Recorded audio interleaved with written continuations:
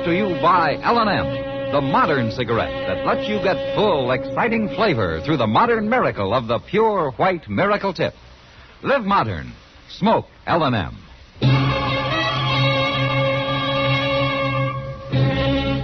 Around Dodge City and in the territory on West, there's just one way to handle the killers and the spoilers, and that's with a U.S. Marshal and the smell of Gunsmoke.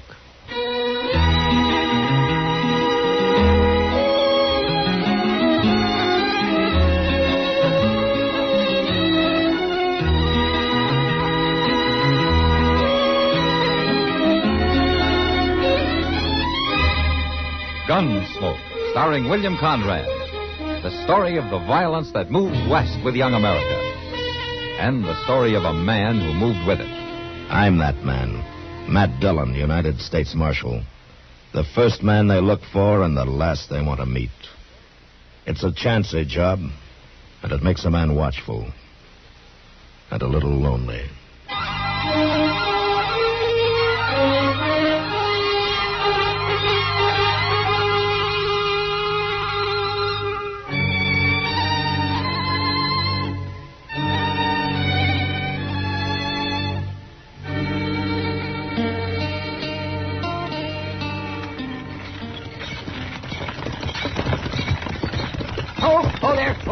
Matt, wait a second. You blasted team. I want to talk to you, Matt, if I ever get this confounded team to stop. Whoa! You driving that buggy, Doc, or you're just being tucked? This blasted team.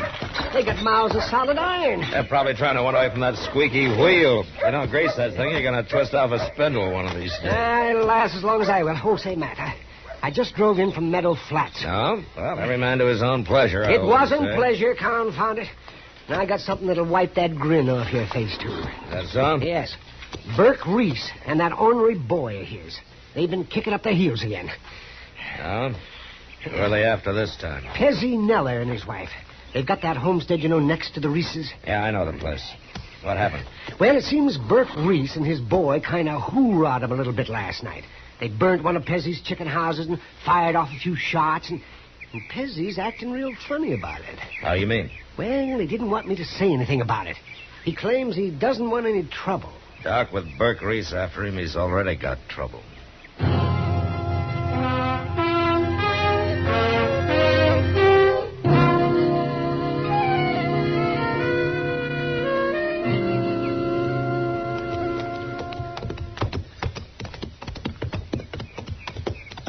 There's old Pezzy, Mr. Dillon, scratching around the ashes there.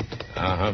Well, Marshal, Chester, just a mighty pleasant surprise. Morning, Pezzy. Hi, Mr. Neller. Get down and set a spell. Oh, thank you.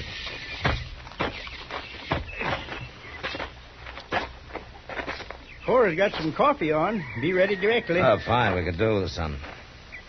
Oh, looks like you might have had a little trouble out here last night, Pezzy. Trouble, Marshal? Well, that chicken house burnt right down to the ground.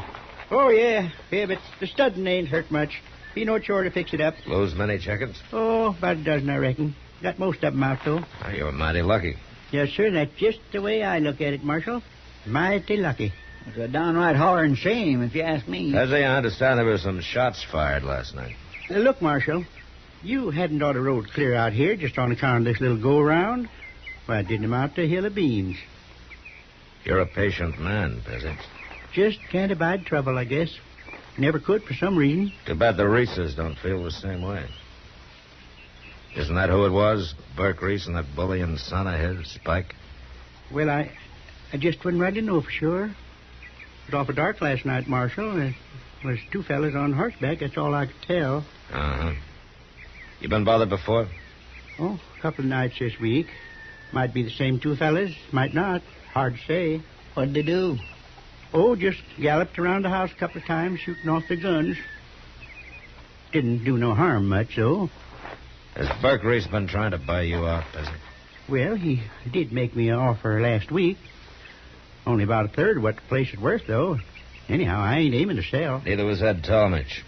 He had the homestead north of Reese, remember? Yes, I remember. Reese bought that place for about a third of what it was worth, Pezzy. From Ed's widow. You know, I never could figure who Drygos did that night. Look, Pezzy, if you'll sign a complaint, I'll have both the Reeses locked up inside an hour. Won't do no good, Marshal. It is dark. I couldn't swear in court it was them. And you know what'll happen. You don't even pack a gun, Pezzy. Guns just lead to trouble, Marshal. I'm a mild sort of man, I reckon, and a believer in nature. Like with a herd of cattle. Storm comes up, they just turn their tails to the wind and wait it out. A man can learn a whole lot from animals. Sure he can, Pezzy. But Burke Reese learned his from a mountain lion.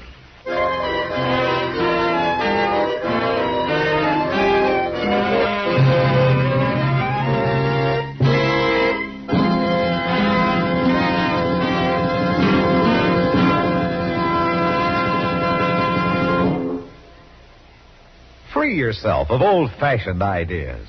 Why don't you live modern? Live modern. Live modern. Free up. Freshen up your taste. Smoke an L&M. Live modern. Smoke modern. Smoke L&M. Enjoy full, exciting flavor through L&M's Pure White Miracle Tip. L&M draws easier. Tastes richer. Smokes cleaner. That's why today more people are changing to L&M than to any other cigarette. So free up. Freshen up your taste. Live modern. Change to L&M. Make today your big red letter day and start to live the modern way. Live modern. Smoke an L&M. It's America's fastest growing cigarette.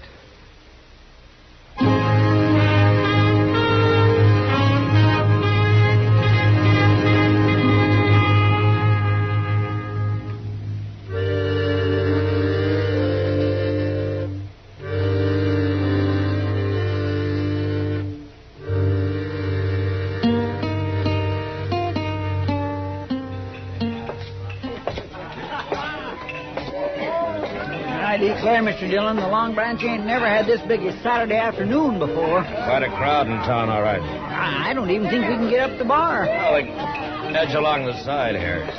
Well, maybe I can do it empty, but it's sure going to be a tight squeeze, ooching out full of beer. You get that full, Chester, and I'll leave you here. Wow, man. Imagine you in here in daylight. Chester needed a beer, Kitty. Oh, he brought you along to chaperoning, huh? Well, I got a hunch you brought me along to pay for it.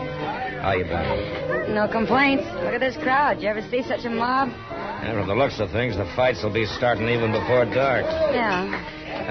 Want to have a beer with us? No, thanks. It's too early for me.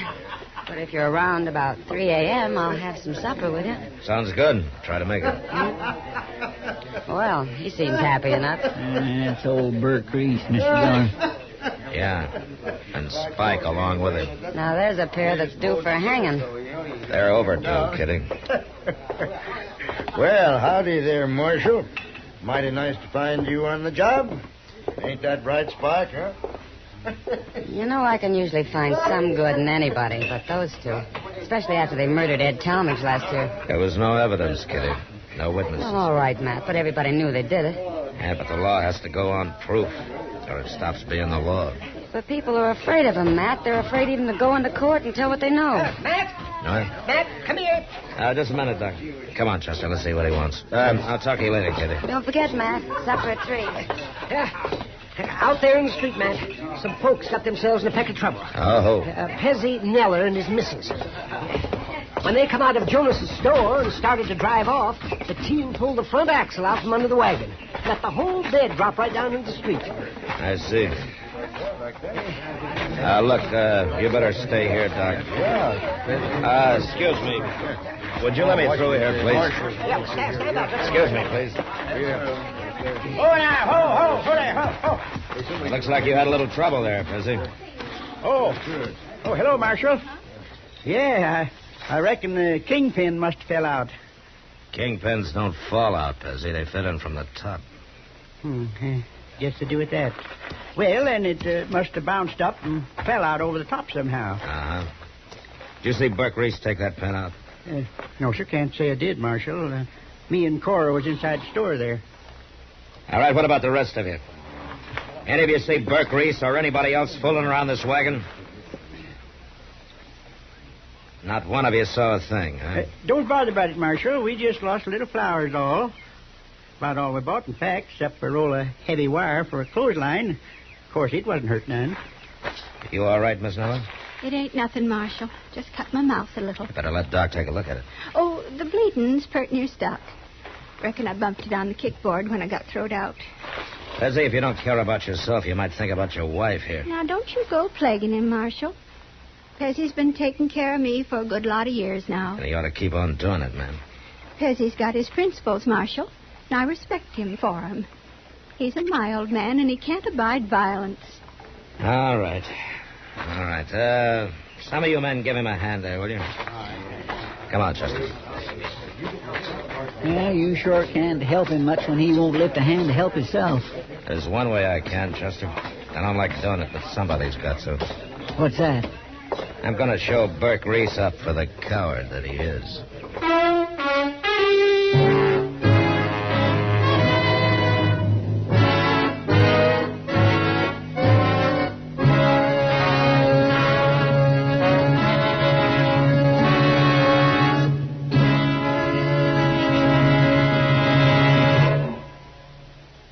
Free yourself of old-fashioned ideas.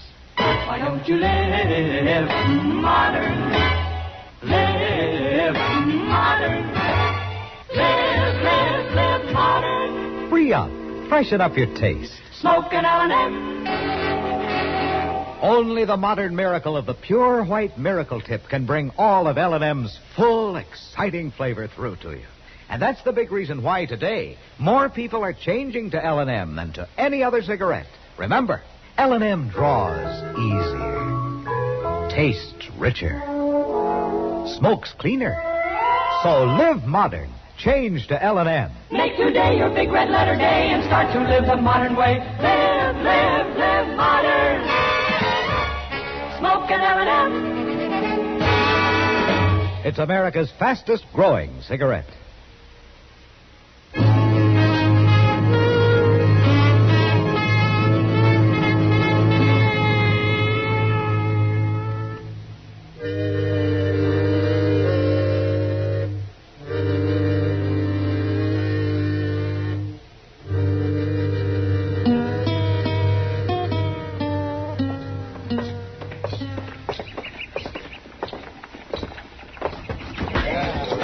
There they are, Mr. Dillon, sitting over there at the poker table. All right, Chester, you move on down there by the end of the bar. Just keep them off my back, that's all. All right, sir. But you watch them, Mr. Dillon. They can be awful mean. What was the trouble out there, Matt? I didn't hear any shooting. Later, Kitty. Right now, you better stay clear. Matt, where are you going?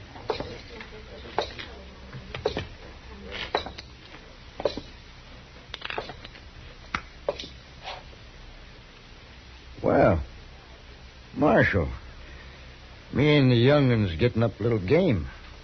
Like to sit in, would you? Reese, you're a filthy murdering coward.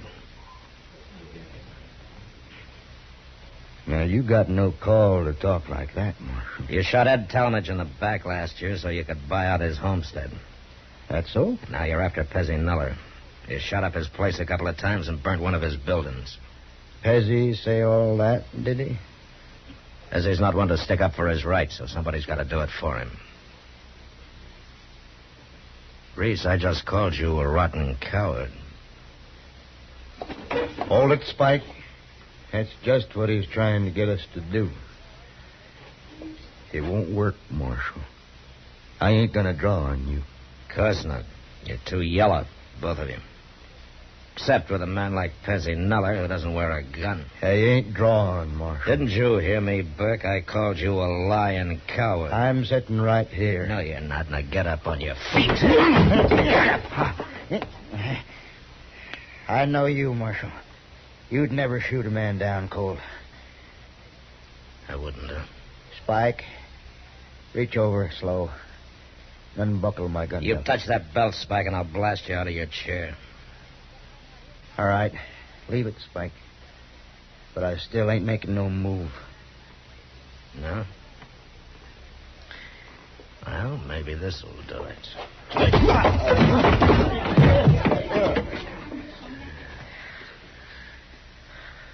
All right, what about it, Reese? I'm staying right here on the floor, Marshal. You sit tight, Spike. I told you, Marshal, no matter what you do, I ain't gonna draw against you.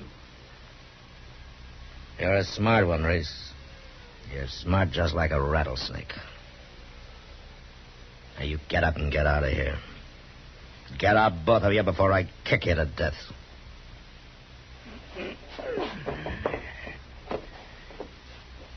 Come on, Spike.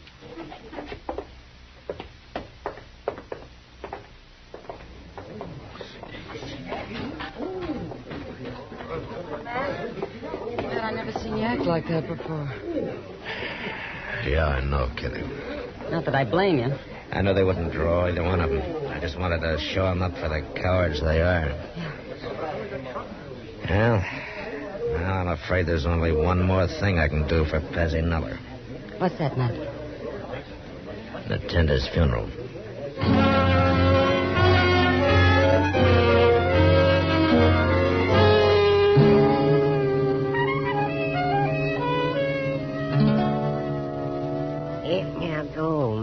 Old Chester, this is the worst coffee I ever tasted.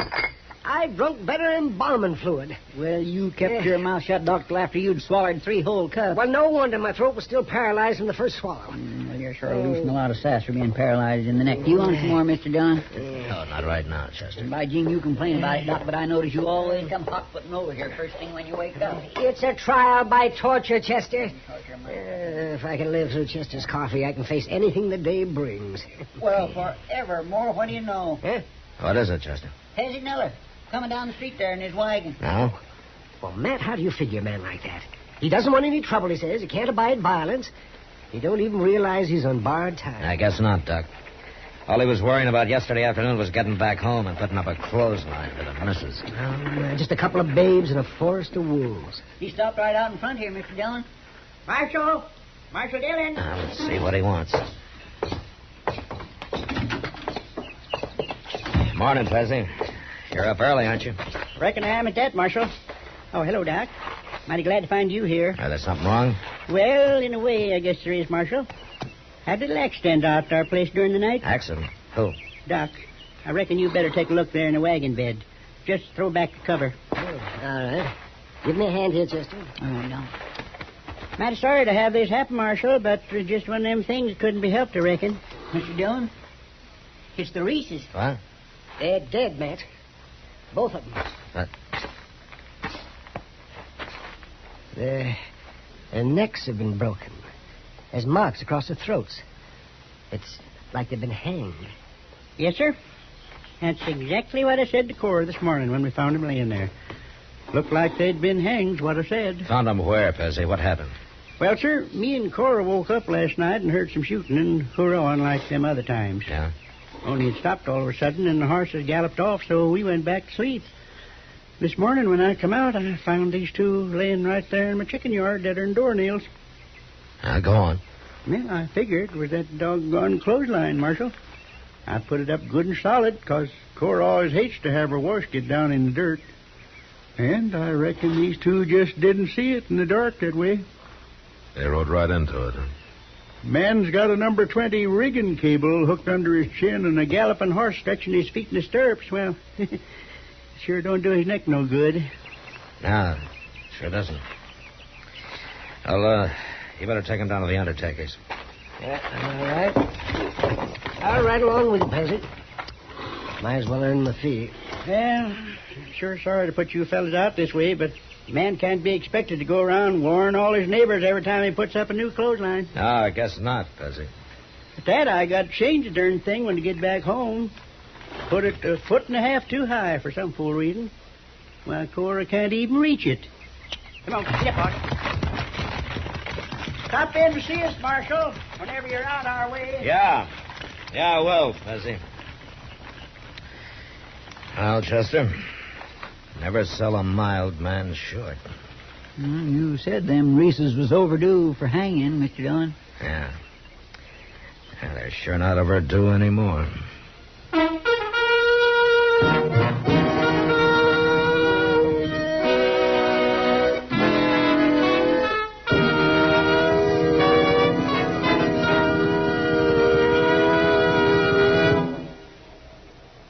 Moment our star, William Conrad.